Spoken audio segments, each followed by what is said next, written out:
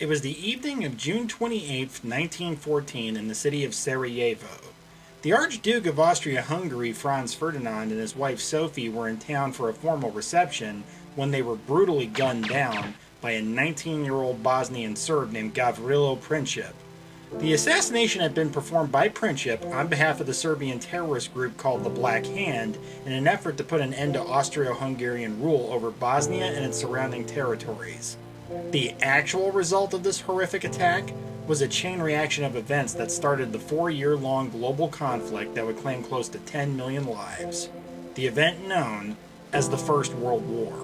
Referred to as the Great War and the war to end all wars, World War I was a brutal and demoralizing skirmish where antiquated military tactics went head-to-head with modern technology in the muddy trenches that scarred Europe.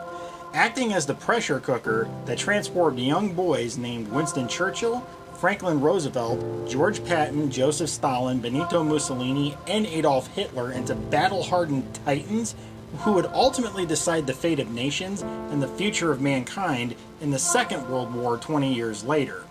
When we think of World War I, we probably think of the hellish trenches of no man's land, scary stories of poison gas attacks, and images of brutally mangled veterans coming back from the front lines where they were forced to suffer in silence from the demons that they carried home from the battlefield. But the one thing we probably wouldn't be thinking about is the true meaning of Christmas. You may want to grab some tissues because the feels are going to be coming hard and fast. This particular story that I'm about to relate happened in the winter of 1914, 5 months after the war had begun. At the beginning, it was assumed that the conflict would be resolved rather quickly, some people even boldly claiming that the war would be over by Christmas. Well, as winter came, it became abundantly clear that the bold prediction would not be coming true. As the fighting between both sides slowed to a crawl and supply lines became disrupted, low morale became something of a certainty as the soldiers began to realize that they probably wouldn't be seeing home for quite some time. But then the week of December 25th began to approach, and something truly extraordinary began to happen on the Western Front. British and German soldiers began venturing out of their respective trench lines sporadically to exchange holiday greetings and small talk with the opposing side. This series of pleasant instances inspired German commanders all along the Western Front to make a fateful decision.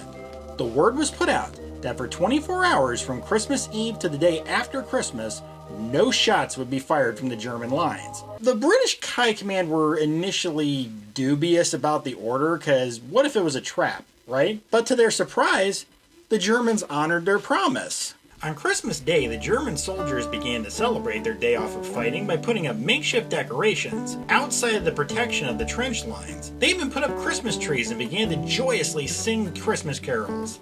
This inspired the British soldiers to decorate their own trench line with candles and sing carols of their own. Eventually, the Christmas spirit became so strong in the trenches that the German soldiers began to happily shout out, "Merry Christmas!" across no man's land to the British soldiers, to which the British responded by happily shouting back holiday greetings of their own. But things were about to get even more festive and potentially dangerous.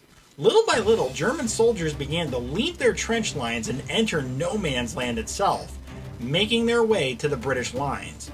Now, while most of the British army were at ease due to the unofficial ceasefire in effect, they were still fairly wary about the Germans approaching their position in great numbers. But that fear dissipated when the first British soldiers out of the trench lines walked over and shook hands with the Germans without incident, and that kick-started a proper Christmas celebration. Well over 50,000 soldiers on both sides came together, chatted, smoked cigars, shared some food, and even exchanged makeshift Christmas presents with one another. There was even a full-on soccer game played between the British and Germans, an instance where both sides were at odds with one another for the sake of sportsmanship, fun, and of course showing the other side who was boss. The whole affair can be summed up in the words of World War I veteran Bruce Bairnsfather, who wrote, quote, "I wouldn't have missed that unique and weird Christmas day for anything. I spotted a German officer, some sort of lieutenant I should think, and being a bit of a collector, I intimated to him that I had taken a fancy to some of his buttons. I brought out my wire clippers and with a few deft snips, removed a couple of his buttons and put them in my pocket. I then gave him 2 of mine in exchange. The last I saw was one of my machine gunners, who was a bit of an amateur hairdresser in civil life, cutting the unnaturally long hair of a docile Boche who was patiently kneeling on the ground whilst the automatic clippers crept up the back of his neck." Unquote.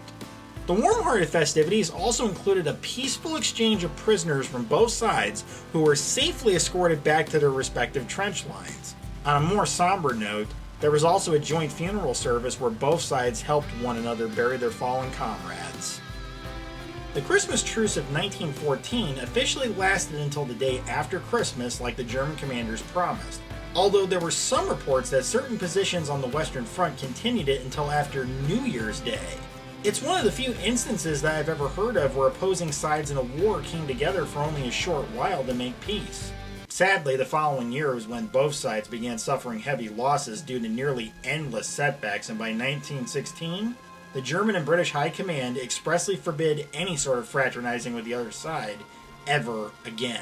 But the very fact that the Christmas truce even happened at all proved that even enemies can find their common humanity in the middle of a war zone, and showed everyone that a Christmas miracle can definitely happen if people can bring themselves to believe in it.